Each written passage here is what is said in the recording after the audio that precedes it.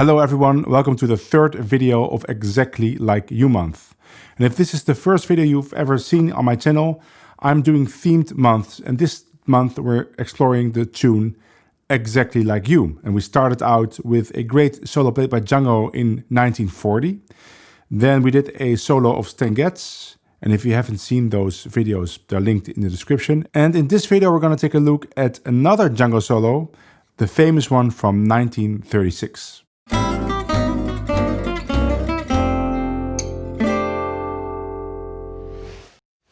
Before we get started with that solo, I have two announcements. The first one is that I just opened up the Black Friday 2020 tier on my Patreon, which basically means that you can get access to everything on my Patreon, and that is hundreds and hundreds of pages of tab and dozens of exclusive videos for almost half off. Normally it's 28 euros, but now it's only 15 euros. There's only 50 spots open and 10 have been taken already, and it will close again on December 1st. So if you were thinking about joining my Patreon, maybe you were still contemplating it, this is the time to do it, because you can get in for half off. And even though the tier will close on December 1st, if you're in it, you can stay in it as long as you're subscribed. And the second announcement is that I just released my first book, The Van Hemert System, which is a book that can take you from knowing nothing about jazz improvisation on guitar to quite an advanced level. And to give you more of an insight into the book, here is a short commercial I made for Instagram.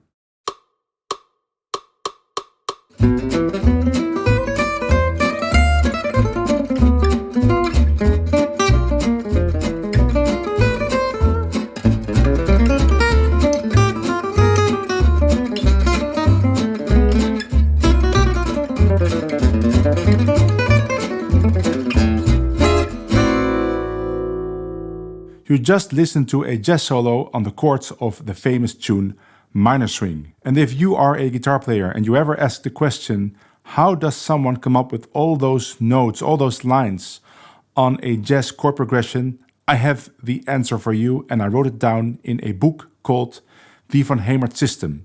And it is a method that teaches you how to improvise just like this, without the use to study music theory, scales, modes, arpeggios. You don't even have to know all the notes on the neck. You just have to learn very convenient shapes across the guitar neck that are based on hundreds of transcriptions of jazz masters that I made throughout the years. If you are interested in learning how to improvise with such an easy method, go to djangoguitars.com and order the Van Hemert System book. Bye! I hope you like that, and I can also add that the books are going really fast. I know that sounds like I'm trying to make a hard sell, but in fact today I have received a new shipment of books, 60 books, and I already sold a quarter of them, and I'm not sure if these books sell out when the next shipment is coming. So if you want one, don't think too long about it, because I suspect they'll be gone by the end of the month. Okay, let's get started with the first phrase of this solo. 1, 2, 3, 4.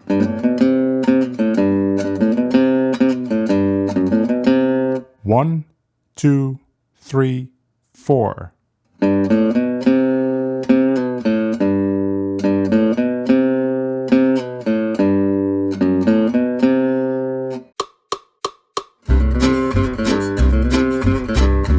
This starts with a pretty famous Django lick, or at least famous in the sense that I've heard Stochelo Rosenberg play this lick many times. You can play it on a C chord and it sounds like this, right? There's two ways to play it. You can play it like I was playing it in the video and like it's notated in the tab. So pull off, up, or you can do two pull-offs. I've heard Django do both, I think. And also I have heard Stochelo do both. So it probably depends a little bit on the tempo. And this kind of medium fast tempo I would probably do with the upstroke. But if it's really fast, if it would be like Festival 48, which is like, then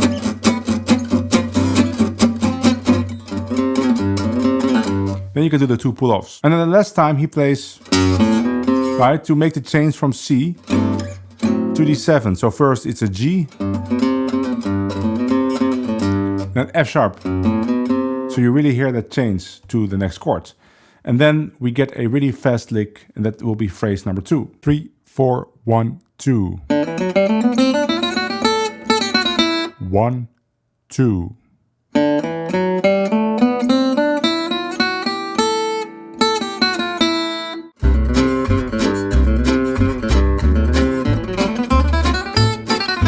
This is a really fun lick to practice and to play if you can play it. And in the beginning it can be a little bit challenging, but the trick is to notice the fingerings. I made these fingerings for a reason, and I don't think that Django is actually playing it like this. I think he's also playing an open B string, but I have chosen to play a fretted B. Why? Because now I have a symmetrical fingering on the D string and the G string. Right, I get open 1, 3, open 1, 3. So I focus on the open string as a downstroke. So I give accent. And I know that the fingerings are symmetrical, so that makes it a lot easier to play it, to think about it. Now I have to focus on switching to my first finger on the downstroke. So I get, that's what I hear in my head. And then we have the ending of the phrase. And that's just, it feels pretty easy to me, so I don't have to focus too hard on that. I have to focus on the beginning of the phrase, on those open strings first, and then on my first finger. And if you practice it slowly and give those accents, give loud accents. That is to have an anchor later on when you play it faster.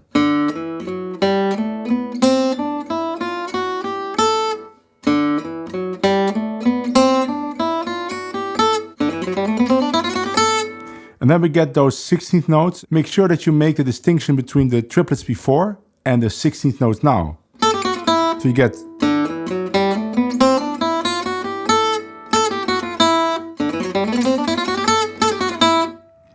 And then we arrive at the next phrase. 3, 4, 1, 2.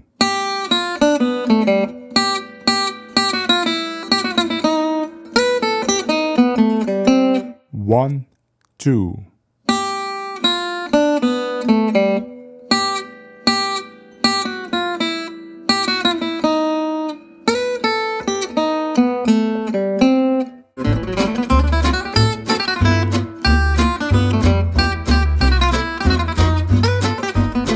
Some beautiful phrases by Django.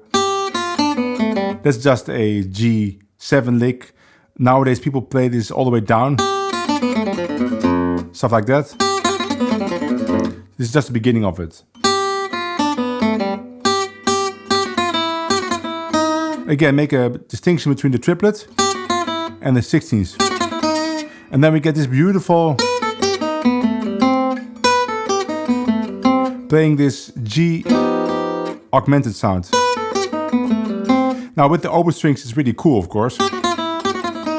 But if you want to play this in another key, let's say you want to play it in D, then I think a better fingering for it would be, let's say we play it in D, so on A7. So you just play everything on the B string. So if I would do that in C, you get this. Instead of...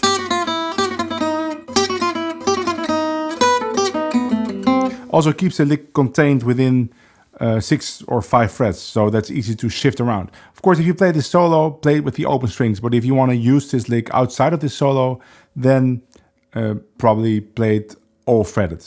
Let's go to the next phrase. 3, 4, 1, 2.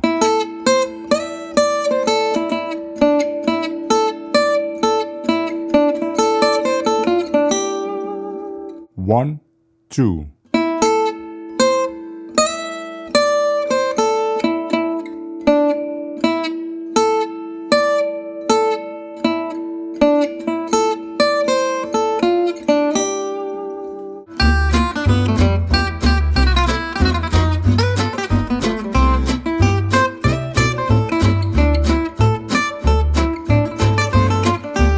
Some typical Django phrases. First we get this phrase based around a C major arpeggio. By the way, if you make a slide, always make it fast. When you play slides like this in 8th note or quarter note phrases, make a quick slide. So don't play... No, that's too modern maybe. And then we get this great little thing for D7. So So notice there is no third in it. He's avoiding the third. He's playing 1, the 2 or the 9, and the 5th and the root.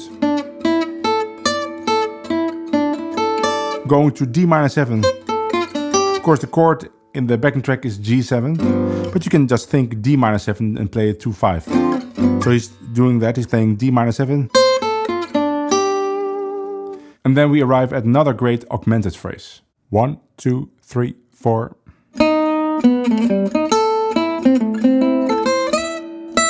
3, 4, 1.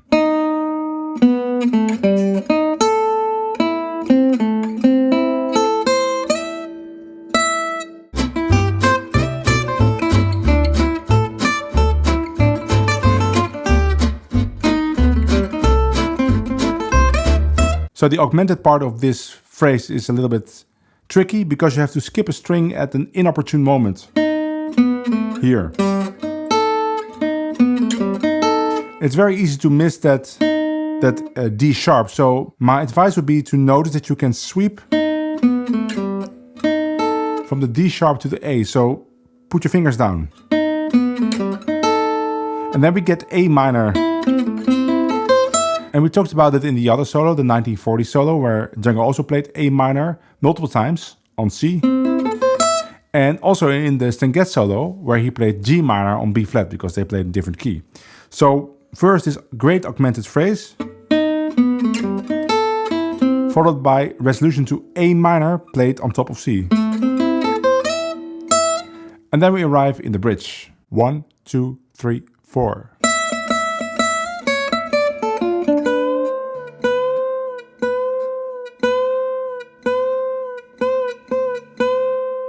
3, 4.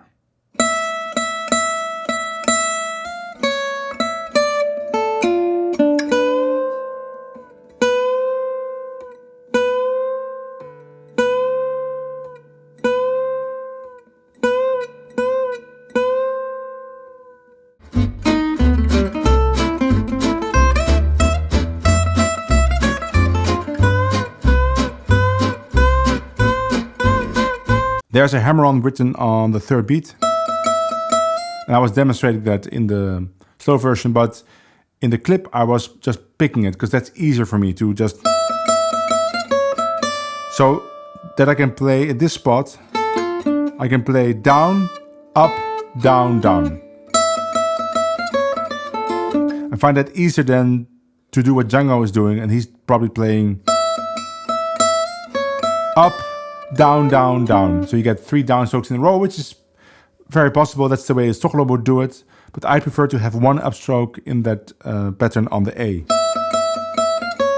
Up. And the fingering here is 2, 1, 1, 3. It's important. That makes it a little bit easier. A bend, and then there's a couple of bends from the B to the C. And take your time with the bends. For the quarter note bends, make sure that the string is bent all the way back before you start a new one. That can be tricky in a faster tempo. Also notice the chords here. They play something which I've heard nobody play. So normally it would be F. F minor, C, C7, and then again, same, F, F minor, and then we get either C, G7, or we get E minor, A7, D minor, G7. But Django is playing F, that's normal, F minor, C. But then, instead of going back to F, they go to G7. And I hear them do something like, and then C, G7, and then we're in the final A. But that G7 chord there, it almost sounds like Django in this first bridge. He thinks they're gonna do the version with F, F minor, because he stays on that on those bends. But I don't think so, because in the theme when he's accompanying Grappelli, he's actually playing the G7. But even though this might sound strange on G7, it's okay. It still sounds, and the phrase is great, and those bends are very attractive. So in the second bridge, he's really following that G7 chord, but that's for later. Let's go to the next phrase. 1, 2, 3, 4.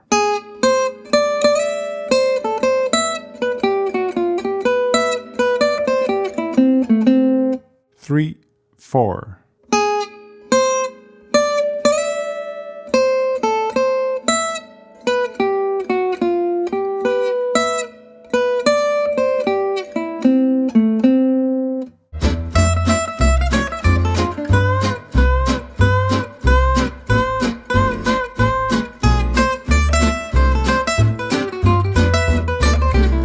If you want the tabs for this video, they are all on my Patreon, and I already talked about my Patreon, but if you join at the lowest level, even the lowest tier, the $5 tier, you can still access these tabs and all tabs from the last 2 months. So now this phrase,